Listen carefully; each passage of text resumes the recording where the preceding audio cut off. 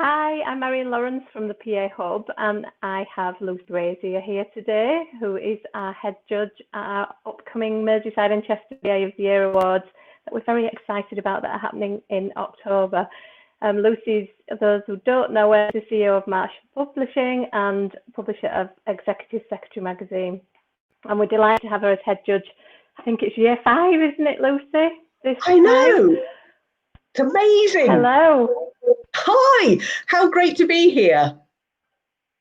We're looking forward to judging. We're talking today to get some more nominations in, which close on Thursday. We know that COVID-19 has caused a lot of upheaval. We should have had these awards in May. Of course, we couldn't. So we've opened the nominations for a little bit longer. So we just wanted everybody to know who's in the Merseyside or Chester PA areas. If they want these awards, there's still time, and there's plenty to talk about today. So I just wanted to talk to you as head judge, knowing that you've done this for the last 5 years with us. Why should people enter these awards? Why is it important? I think it's a really great way of showing the rest of your business what an assistant does, and getting you the recognition that you deserve within your business, but also from your peers within the area as well. It gives other assistants an idea of what an amazing assistant looks like. It gives them something to strive towards. And, whenever I talk to assistants and say, what are you amazing at? You're very bad at shouting about that stuff. And say, well, I'm quite good at. But actually, many of you are doing really phenomenal things. And to you, they don't seem phenomenal.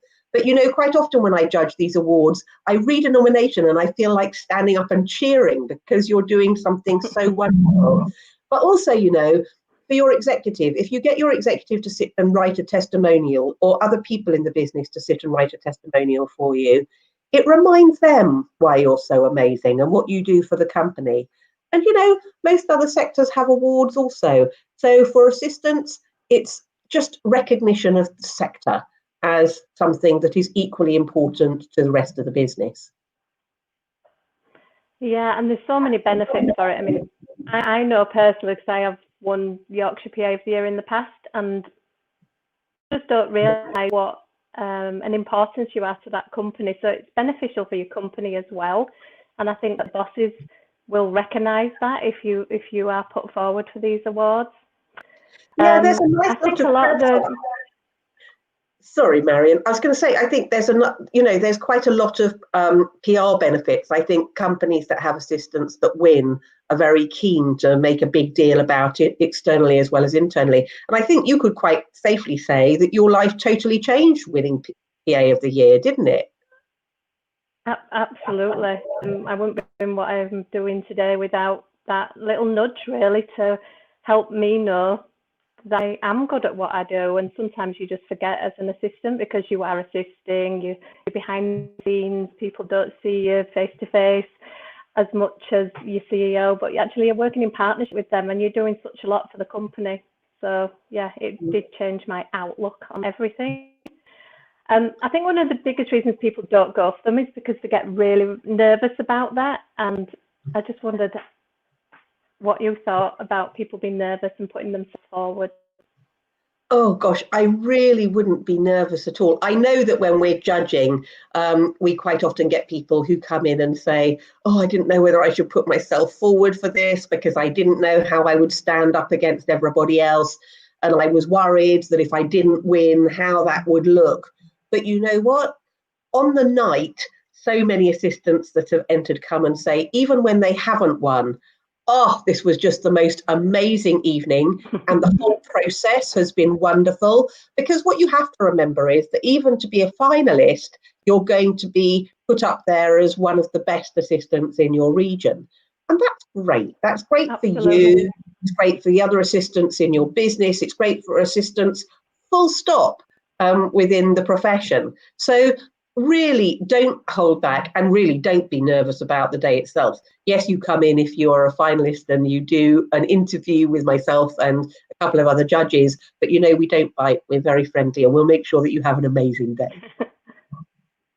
Yeah, it really is a great night out as well. So, and your whole company can come along, so it's celebrations together and recognising the profession again. Categories wise, we've got lots of categories. So a lot of people say, oh, I'm not PA of the year. I don't want to do that category. I don't want to. There's quite a lot of responsibility behind that particular award. But there's plenty of other awards where you don't have to be the one speaking up on stage and standing up for the PA Hub. Things like, shall I read them out? Shall we go through them? Yes, remind me what your categories are.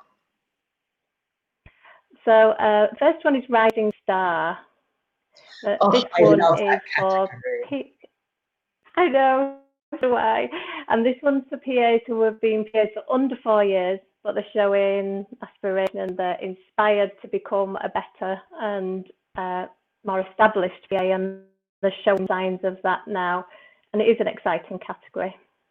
It's wonderful because you then sometimes see those assistants come back in future years and win PA of the year. But you can see immediately when they walk through the door, you know, that they've got their head screwed on, they've got their attitude right. It's a wonderful category, that one.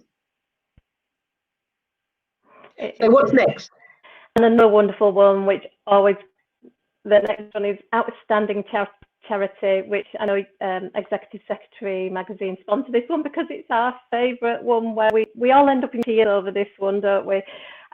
Just those PAs who are not just doing their own full-time job, they're raising money for charity, they're helping people in their community, they might be just inspiring to others within their company for all that they do outside of the role as well.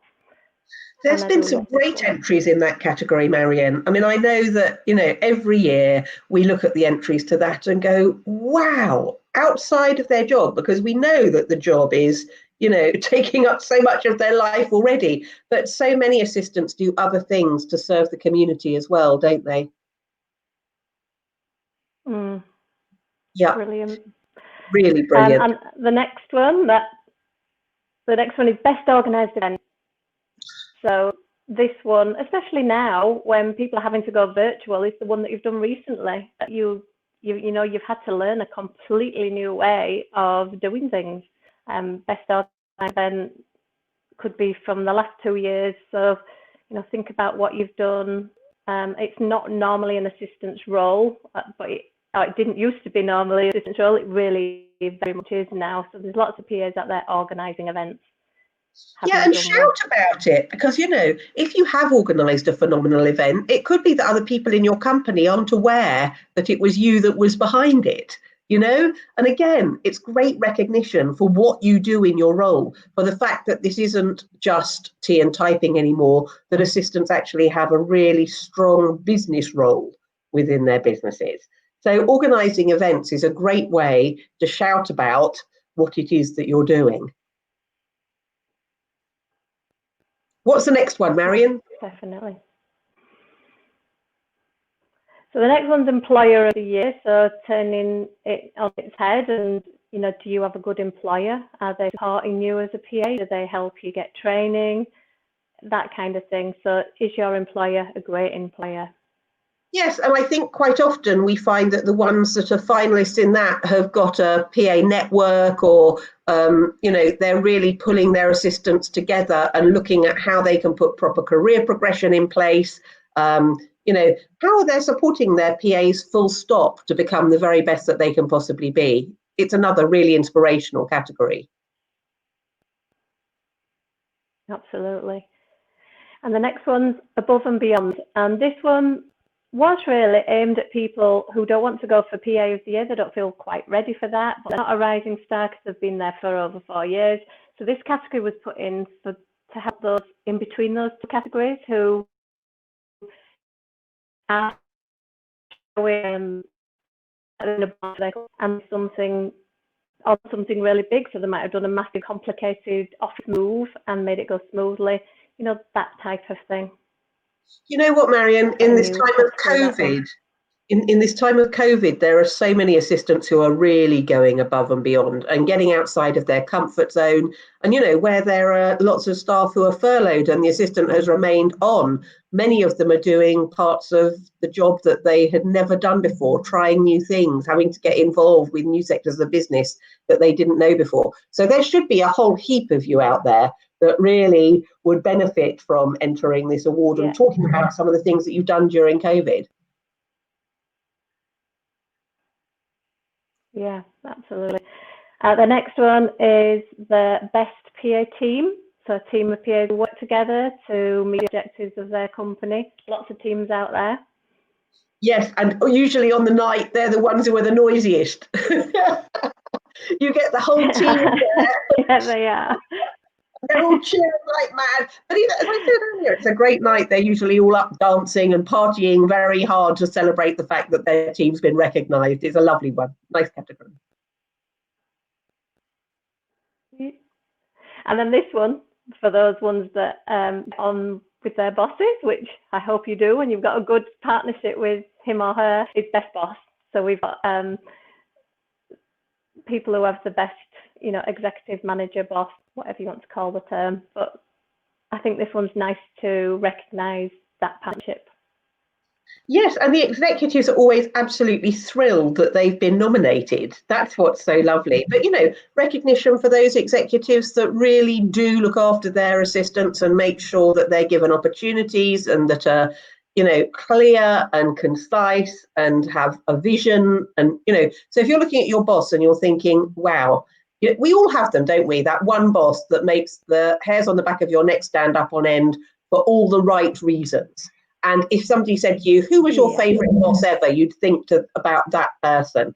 So if that's you and if that's your boss, what better way of talking about how good your partnership is than by nominating them for this award? Yeah. And then we move on to the lifetime achievement. This is someone who's been an assistant for over 20 years. Another great category showing people who have put their whole self into making this a profession for them. We are always flooded with entries for that one, aren't we? I mean, it's just the assistants that have been assistants for more than 20 years have so many fantastic stories to tell. We sit there and we listen to them talking about what they've contributed to their businesses and the things they've been involved in, and it's really, really inspirational. It's one of those really fantastic categories, particularly that other assistants always say to us that they've heard the stories and then they aspire to be like that person. Yeah, and it's always a really difficult category to choose from as well, because they're all so good. I know that it's always deliberations on that one, but yeah, don't be afraid to put yourself forward for that one. And then we have our Merseyside and Chester VA of the Year. So for this one, it's for virtual assistant. It is for self-employed assistants and not employed virtual assistants. And this is about, the entrepreneurship of virtual assistants in our region. So they can come from either Merseyside region or Chester region. And we're looking for our VA of the Year, which will help their business as well. Yeah, very definitely. And, the skill sets that are needed to be an amazing VA are very different to those that are needed to be a PA. So like you said, we want to see where somehow that they've been entrepreneurial or that they've introduced new processes or new systems that have really benefited their clients, or that they're championing the VA role. I think it's, I think a lot of assistants haven't heard of VA as a role yet. And it's still a relatively new thing in this country. So great. I think it's wonderful that you're really championing that new sector. After COVID, of course, I think we're going to get a lot more VAs, but probably employed rather than self-employed. But the self-employed VAs, I take my hat off to, because you have to really have business acumen to do that well. And those that do enter, that we've seen in the last couple of years, have just blown us away because they're so savvy. Yeah, absolutely. And then our final two categories are the same category. It's the PA of the Year 2020 and we want to split these up. So it is Chester PA of the Year. It's a separate award to Merseyside PA of the Year. So we're looking for both of those areas, but it's got the same award with the same criteria attached to it. So it's the one. It's a big one.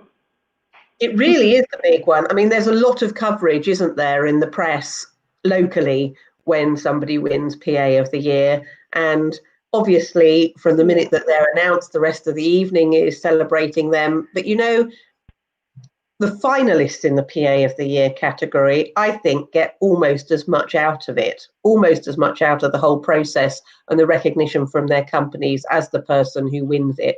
It's a really great category to be nominated as a finalist in, I think. Yeah, it does show you one of the best, definitely. And talking of that, a lot of people, going back to the nerves part of this, you do have to be interviewed for Lifetime Achievement, VA of the Year, and PA of the Year. The other are all done by paper nominations, so everything needs to be in those nominations, and then to get to the finals for those categories I've just said, where you have an interview, you need to make sure that you have everything on there to become a finalist, and then you'll be going through interviews. So have you got any tips for those interviews? You know, what are the biggest mistakes people have made, or what are the best, you know, what shines to you as a judge? There are a few things, actually. I think, firstly, in order to get through to the stage where you're a finalist, make sure that the entry actually meets the criteria.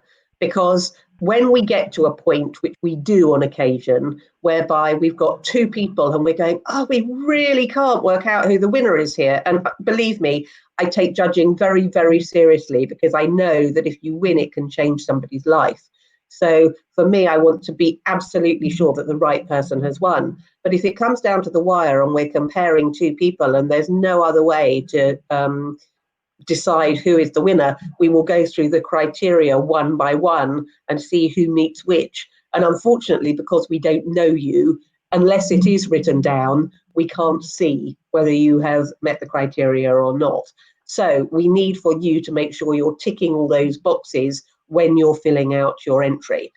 So when you come to actually meet with us, John, Marion's husband, will meet with you to start with when you arrive. He'll try and make sure you're relaxed and happy, and then you come in and you meet with the judges. It's only me and a couple of other people. And as I said earlier, we don't bite. I really want you to be successful. I want to hear your story.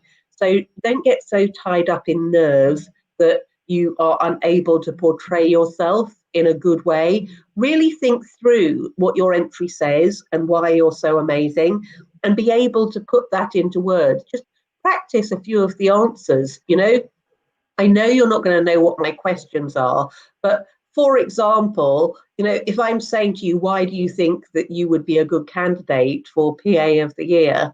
If you sit there and say to me, oh, I really don't know, and I can't, then it doesn't lend itself to you winning that category.